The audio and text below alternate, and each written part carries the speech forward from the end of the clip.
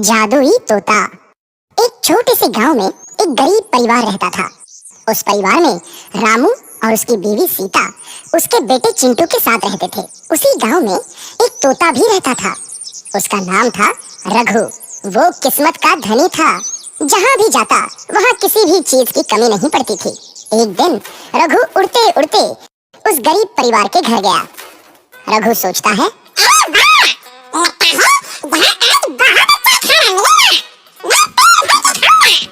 वो एक कटोरी में रखे अमरूद देखता है। अरे वाह, अमरूद! मुझे तो ये बहुत पसंद है। मैं तो इसे पेट भर के खाऊंगा। रघु तोता अमरूद खाने ही लगता है। तभी सीता रघु को अमरूद खाते देखती है तो गुस्सा हो जाती है और उसे वहाँ से भगा देती है।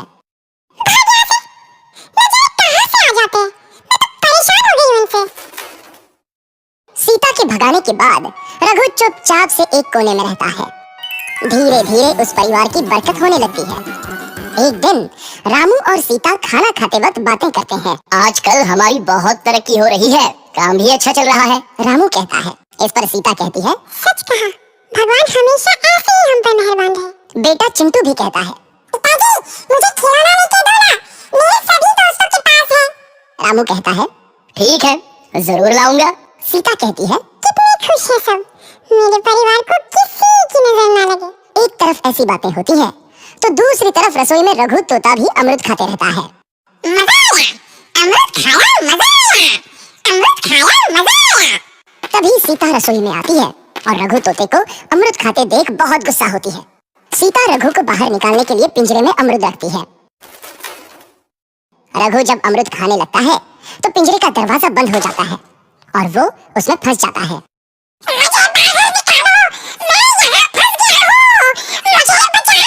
अगले दिन सीता पिंजरा उठाकर बाहर दूर उस रघु को छोड़ देती है।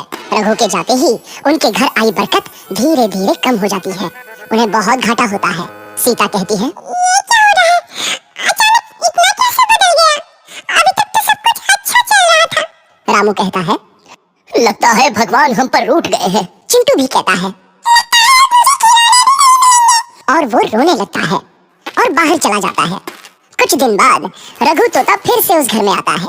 वापस आया, मैं वापस आया, अब मैं जमकर अमरूद खाऊंगा।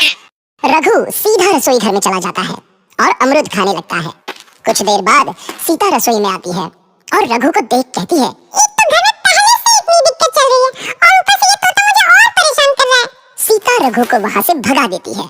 रघु उड़कर किसी कोने में छुप जाता है। कुछ दिन बाद धीरे धीरे उस घर की बरकत वापस आने लगती है। काम भी अच्छे से चलने लगता है। एक रात जब रघु तोता अमरूद खाने जाता है तो पिंजरे में फंस जाता है। ये लोग आखिर चाहते क्या हैं? एक तोते को शांति से अमरूद खाने क्यों नहीं देते? मैं कौन सा चोरी कर रहा हूँ? बस अमरूद ही तो खा रहा हूँ। तभी रामू वहाँ आता है और पिंजरे में रघु तोते को देख उसे बाहर छोड़ देता है। ये तोता भी कितना जिद्दी है, बार बार वापस आ जाता है।